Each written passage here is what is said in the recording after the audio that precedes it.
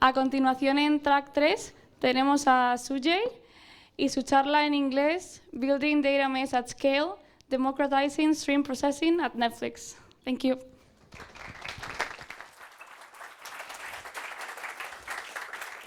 Hi, everyone. Thank you for being here. I'm so happy to see all of you. I'm really glad to be in Madrid, in Spain, in this beautiful country. Although I do wish it was raining a little less, but it's been amazing so far. I'm Sujay. I live in California, San Francisco.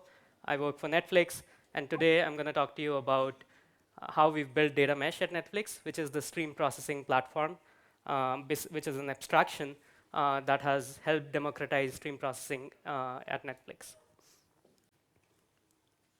A little bit about me. As I mentioned, I'm a senior software engineer at Netflix. I work in the data platform org, specifically dealing with real-time data infrastructure. So I work a lot with Apache Flink, Apache Kafka, but also things on the batch side, like Apache Iceberg, Elasticsearch, and Druid most recently. Earlier, I was with Meta, Facebook, as it was known back then. I worked in the data platform for Meta as well. And before that, I worked at Microsoft. I was working there with more large-scale distributed systems, distributed services, and for some time on Azure, which is the Microsoft cloud as well. I'm really passionate about building data platforms, real-time data analytics, large-scale distributed systems, and most recently, real-time machine learning, and how a lot of the stream processing can power machine learning and online learning and continuous inference and things like that.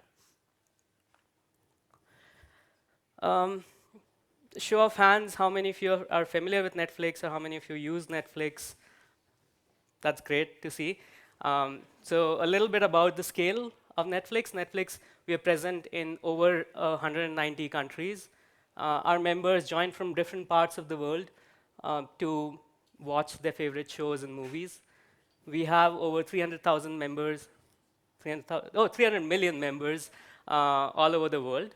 And our members are using over 1 billion devices to connect to Netflix to watch the shows that they're interested in. And it's really, really important for us to keep the experience really smooth for all of our users. So that means the recommendations that we show them, but also the streaming quality and the less buffering, etc. So today we're going to dive a little bit into the data processing layer, and especially the stream processing layer that powers a lot of this Netflix experience. A little bit about what we're going to cover today. We're going to talk about stream processing, what it is, why would we use stream processing, how at Netflix we leverage stream processing. Then we're going to jump into the ways of using stream processing at Netflix, one of which is data mesh. And we're going to, from then on, dive deeper into data mesh, the architecture, some of the underlying building blocks. And we would end with the operations and also some of our learnings from the journey that we've had. So what is stream processing? Stream processing is basically the processing of data in motion. That means that you're doing computations on the data as it is arriving, as it is being produced, or as it is being received. This computing paradigm is usually used for real-time data, as real-time data is produced in streams. And as an example, like when a user is browsing the Netflix homepage, it generates a stream of events that is sent to the Netflix services, and then we can make a lot of decisions based on those events, like what you're browsing, what you're looking at, what have you clicked on, etc. How is stream processing different from batch processing? So batch processing is the more traditional way of processing data. One big difference is that in stream processing, we model the data as an unbounded stream. So you have a start to the stream, but you don't really have an end to your data. So it's continuously being sent, produced, and being computed on. Whereas in batch processing, typically a batch processing data set would have a start, and it would have an end as well. And that has some implications of what kind of assumptions you can make for the data, how you reason about the completeness of the result, the ordering guarantees of the data. For example, in stream processing, you cannot really expect your data to land, wait for all of your data to land before you do the computation.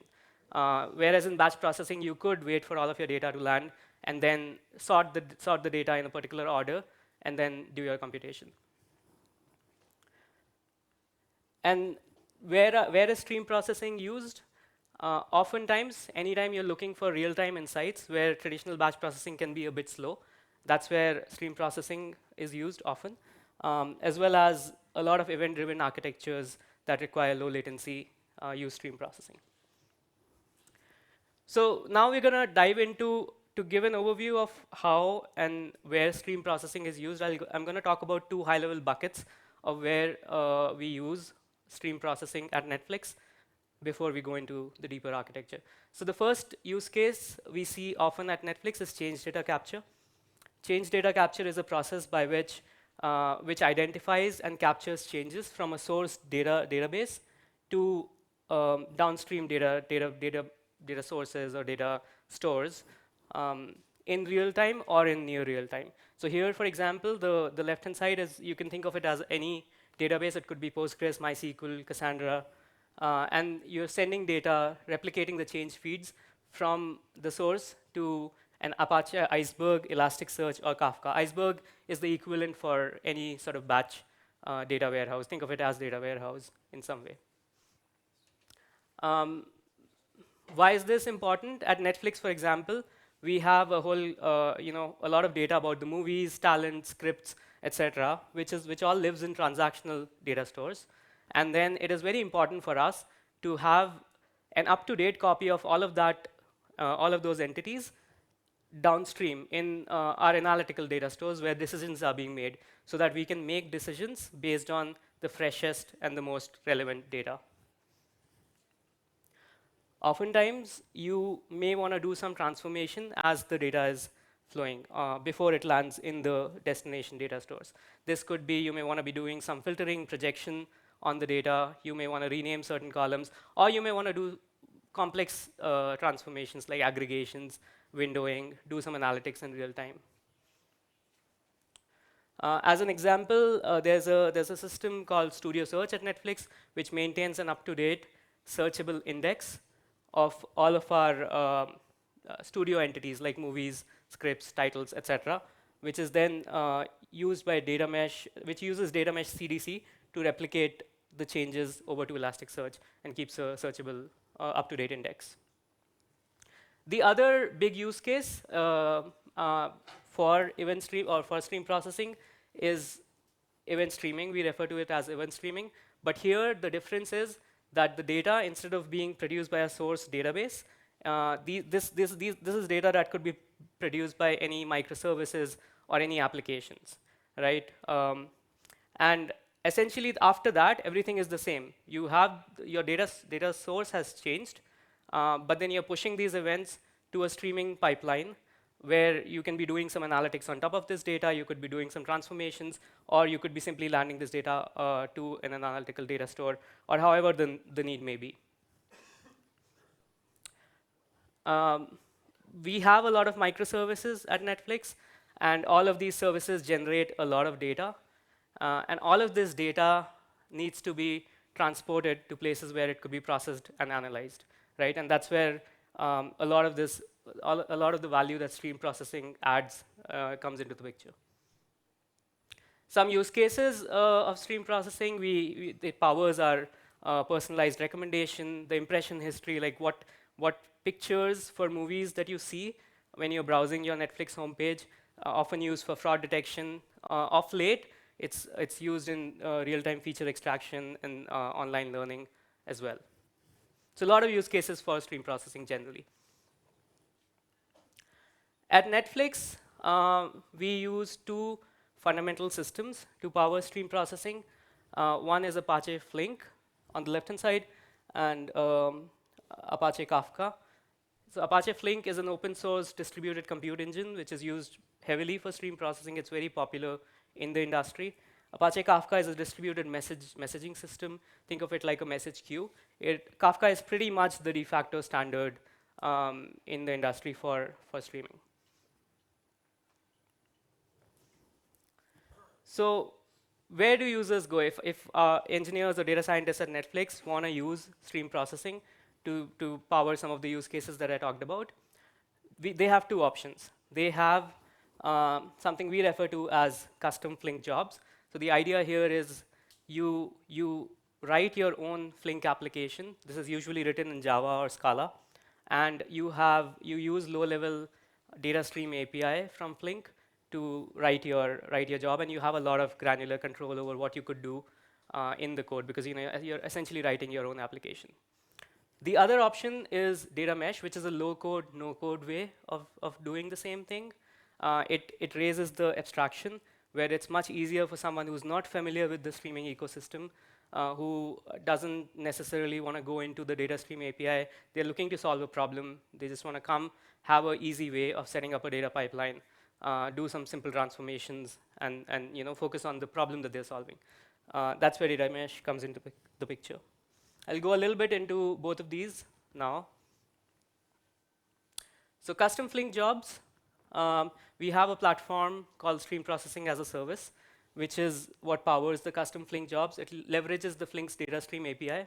We have a wrapper on top of Flink internal to Netflix, which is well integrated within the Netflix ecosystem. So you have like Spring Boot and our metrics and our logs, etc., are integrated into it.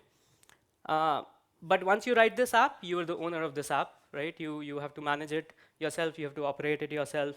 You need to understand what the internal details are. Some of our power users do use it, who are very, very familiar with the Flink and the streaming ecosystem. They understand Kafka very well.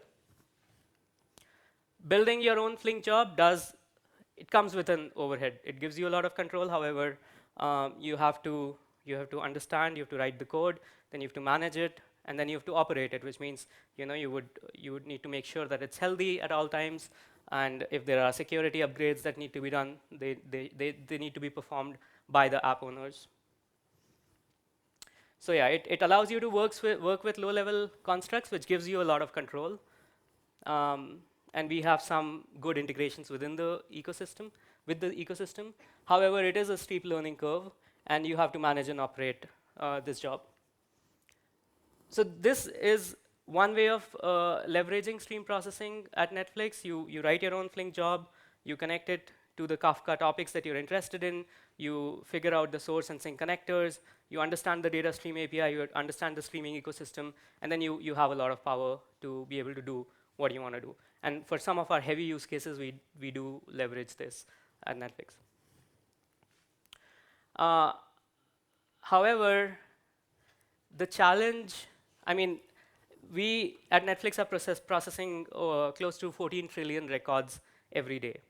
And as you can imagine, if we want to scale stream processing to a level where people who are not very familiar with the technology or don't really have the time to go into it can also start leveraging it to solve business problems, the challenge was to raise the level of abstraction, make it easier for anyone who wants to use stream processing to be able to use it in an easy way. And that's where the idea for data mesh comes. Managing streaming data pipelines can be challenging because of the complexity and the steep learning curve. And there was a need for a unified approach for managing data pipelines and data processing. So that brings us to data mesh. Data mesh is the paved path for stream processing at Netflix and data movement and processing. Think of it as a fully managed streaming platform, which is what my team works on. So we'll now go deeper into data mesh. I'll talk about the architecture. We'll start with a high-level overview of where it fits in the world, right? So at the end of the day, think of streaming and data mesh as a pipeline. You have, on the left-hand side here, you have the source topic, which is what is receiving data in real time from a producer, from an application. It could be from a microservice, could be from a database. Then you're doing some kind of transformations on it. You may be doing aggregations, filtering, projection. And then you're sending that data downstream, and you could be sending that data downstream to like Iceberg, something like Snowflake, Elasticsearch, or you could be sending data down to Kafka again, where someone else could write a consumer job, which could then do further processing on top of that data. So it's essentially you're um, enabling even other teams to be able to use this data and this transform data that you see value in for their own use cases. Data mesh has a control plane which is what powers this pipeline. It provisions the data pipeline. It's responsible for provisioning the Flink jobs and the Kafka topics that form this DAG, directed acyclic graph. It's also responsible for a lot of the schema pieces, which I'll go into a little bit later.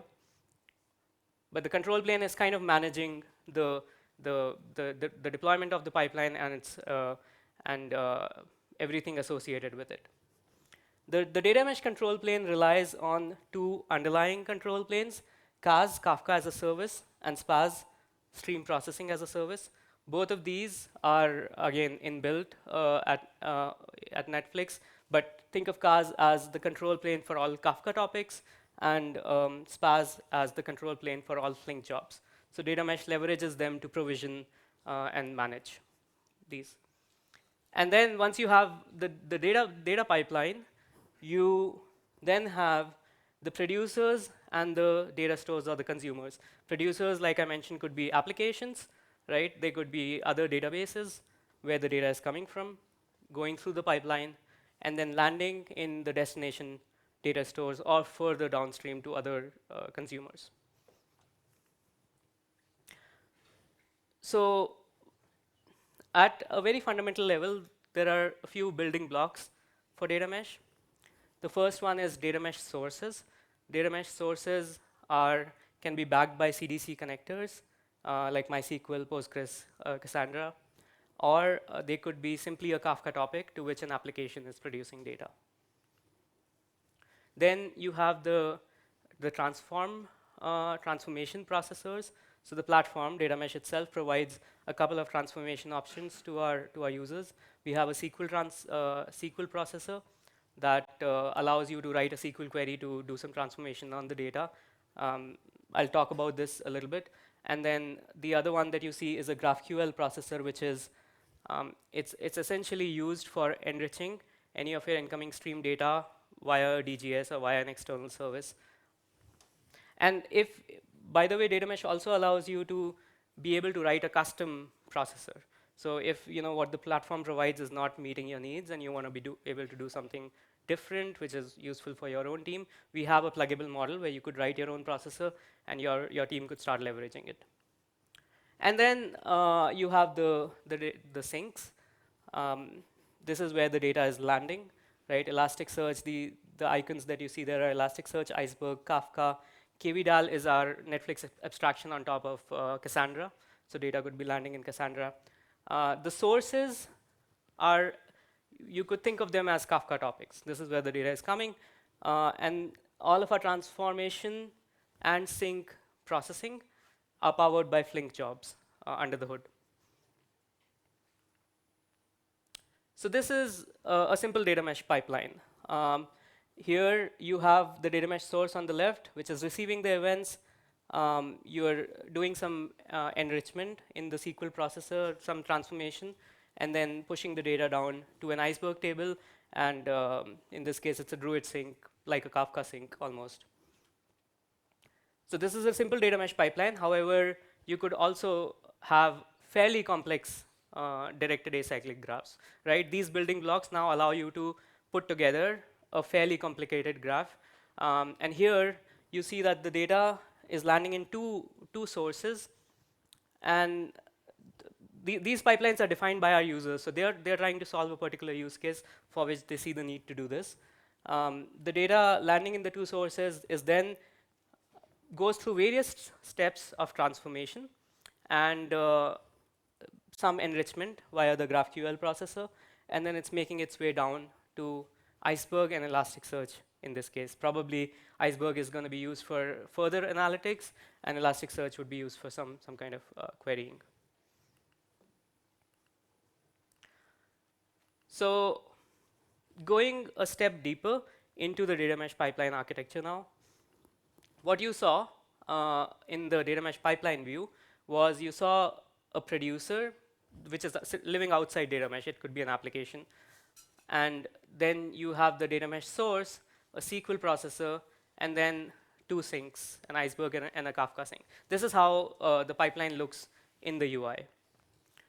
However, in reality, when we translate it, the physical DAG is slightly different. There's some more details there. Essentially, this is how the physical DAG would look. So the producer is producing to a Kafka topic, which is a data mesh source. And then you have the SQL processor, which is doing some transformation. SQL processor produces its output to another Kafka topic. At this point, this Kafka topic has the transformed data, and you could then have any number of processors downstream. You could add another SQL processor to do more processing, which would add another Kafka topic, or you could, in this particular case, you have an iceberg sync processor and a Kafka sync processor, which are reading from this Kafka topic and doing some transformation as they have to do, and then writing the data to an iceberg table and a Kafka topic. So essentially, this is how the logical DAG from the pipeline translates into the physical DAG. And yeah, let's go a level deeper now. So this is the physical DAG. However, there's more details that have to happen to make this data flow smooth. A pretty important detail is the schema. So what is the schema with which the data is flowing in? So at every hop, data mesh also defines a schema for the data. And we have various rules around how we enforce it. You could also have a non-schematized pipeline. Data mesh allows you to do it. However, we do encourage using schema more and more because it helps with the data quality, and also it's more efficient on the read side of things. By the way, anytime you see processor, it basically, think of it as a Flink job. Flink is the compute engine that powers stream processing, right? Anytime I say source, it's kind of like a Kafka topic.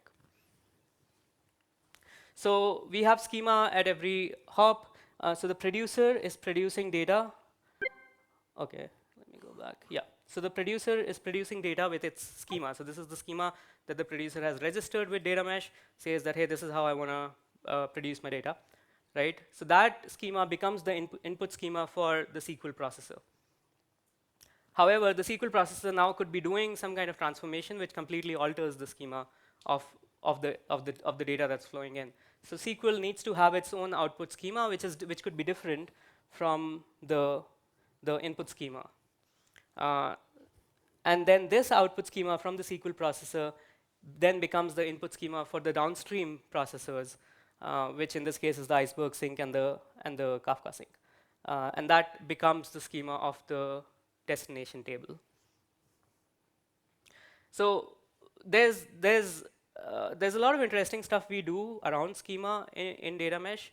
For example, if the producer was to change their schema, right? They add a field, they remove a field.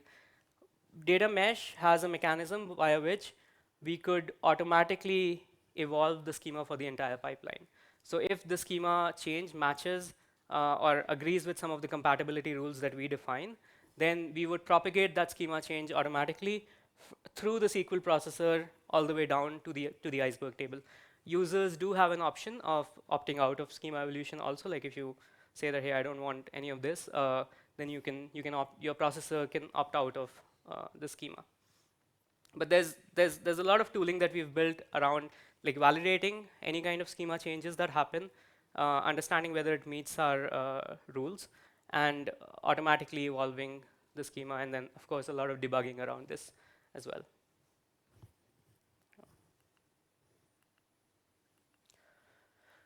So data mesh is a managed stream processing platform. That means that there's a lot of goodness that's already built in to someone who's using data mesh. Like we have observability built in. Automatically, we have metrics for every Flink job and the Kafka topics that are involved in the data mesh pipeline. We have alerts on the health of the pipeline, and the health is being monitored by data mesh on calls. Like we get paged if something goes wrong. But we also have auto remediation. So over time, we've realized that there are certain failure scenarios which which are common, and they don't necessarily need manual intervention. They could be remediated automatically. So we build some auto remediation. We take care of the security standards that is recommended by our security teams at Netflix. Schema evolution, like I mentioned, is a big piece of data mesh. Autoscaling, with stream processing, it's very hard to have a consistent flow of data. There could be spikes, like there could be surges, and there could be times when the data is very, very low. And one of the things we've built is the ability to autoscale the Flink jobs up and down as needed. This one, it saves us a lot of on-call headache, because if in the middle of the night suddenly there's a live event happening somewhere else in the world, and the amount of data flowing in has surged, then this system is able to scale up the Flink jobs quickly, and also scale down when the data is low, so we're not wasting compute. And data mesh has a rich connector ecosystem. So the source and the sink connectors that I talked about, like Iceberg, Kafka, Postgres, MySQL, these are extremely useful, because someone, when they're looking to move data from place A to place B, they don't have to go and think about, hey, how do I build this connector now, and how do I put this thing together? If the team has kind of built it already for you, then it's easy for you to use. And we are constantly evolving our connector ecosystem. I'll skip over that in the interest of time, but very quickly, it's a fully managed platform. We focus on very high leverage patterns, and schema is quite important. Recently, we've done a bunch of innovations on data mesh. So initially, data mesh was a way to push data from a source to a sink without a lot of transformation capability. You could write your custom processor, but we didn't give a very flexible way for users to express transformation. And what we realized was a lot of people were then writing their data pipelines and then doing transformations once it landed on the batch side. So they needed to have another batch job which would do the transformation. Or they would use data mesh pipeline, but then they would also have a Flink job that is doing further transformation. So last year we invested in having a SQL processor. And this GIF is kind of showing you, this is the data mesh UI, by the way, and this is showing you how you could use the SQL processor within data mesh. So I'll wait for it to kind of restart, but this is allowing you, so this is a data mesh source. You add a SQL processor to it. You have a place where you can write your query. Your query is being validated in real time, and your output schema is being inferred based on what the query is doing. And then we allow you to sample the data pretty quickly. You can change the query. You can keep playing with it until you're satisfied with the query that you want to use and the transformation that you want to do. And at which point you can go ahead and save and deploy the job, which is when we would provision the actual Flink job. This was a very simple query, but then as you can see here, this is a more complex query. In this particular case, the SQL processor is enriching the incoming events with an external table. You could think of it in today's machine learning world, like this could be like feature enrichment, for example. We've seen very, very rapid adoption with SQL. Within a year, we've reached over 1,200 processors that are leveraging streaming SQL, and it's pretty heartening to see that there was a clear need, which this product is fulfilling. Other things we've done is we have the ability to manage pipelines as code. Earlier, data mesh was primarily a UI-based product, right? People would come to the UI, define their pipelines, do this manual stuff. But more and more, we started hearing from our users that it would be good to give them an ability to programmatically provision the pipelines. You could define a data mesh pipeline in a YAML file, in a YAML format, and manage it that way. This is also interesting because now data mesh has become a platform on top of which a lot of new platforms are being built because of these new APIs. So I think it's creating a lot more just growth for streaming within Netflix, stream processing, as well as data mesh itself. Oh, this is backwards.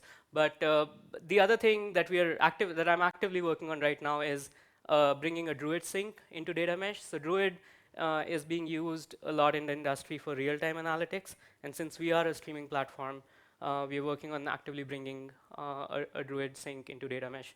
Again, we've already heard from our users; they're very excited about this integration. Let's quickly talk about scale.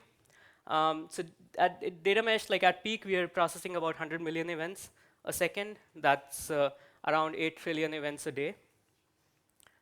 We have over 5,300 streaming pipelines constantly growing, as well as we are managing over 20,000 Flink jobs and over 25,000 Kafka topics. So with this scale, the operations do become interesting. And yeah, the growth has also happened pretty rapidly. Like some of the recent innovations have helped us grow quite a bit.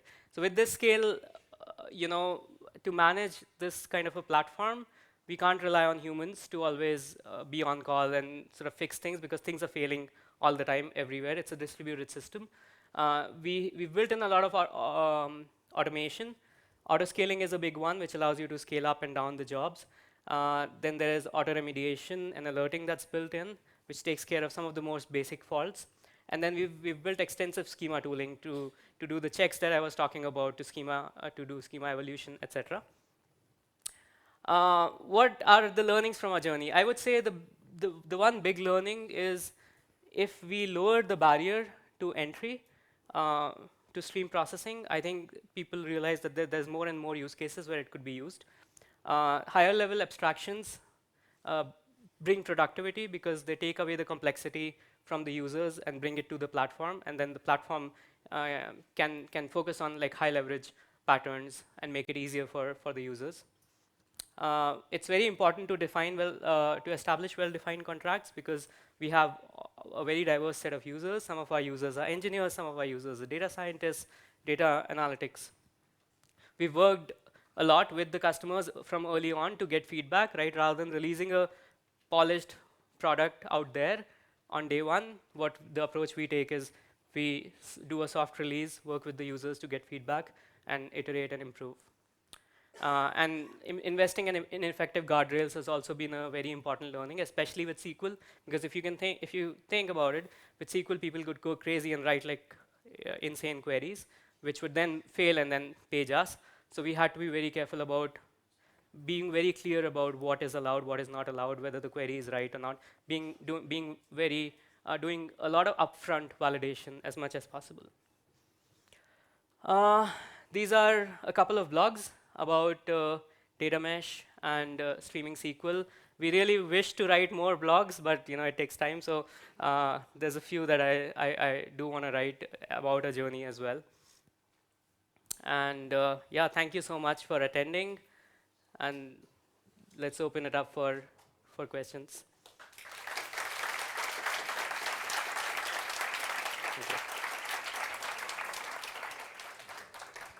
We have time for just one question. So, okay. All right. Hello, here. Hi. Nice talk. We really enjoyed it. And thank you. We have a couple questions. Yeah. One related to when it comes to creating a pipeline. It looked like in the UI, the Kafka topics were like abstracted away from view. When you consume from a Postgres database, are those Kafka topics created automatically, or you still gotta reach an external team for them to create the Kafka topic for you? And also, we were wondering if you guys are gonna release this to the public, because currently at our company we use Spinnaker for our deployments, and that interface you saw before, it looks like it is integrated with Spinnaker, or at least the UI is pretty similar. So it's great to hear that you use Spinnaker. Yeah. I'll answer your second question first. Like, no active plans on making it available, but this is of course something that I can discuss with the team. At this point, it's primarily internal. However, we are hoping that people get influenced by the design and are able to build similar things. On your first question, the provisioning of the Kafka topic is handled by the system. All right. So yeah, we try not to cross team boundaries as much as possible and give users the more sort of end-to-end experience.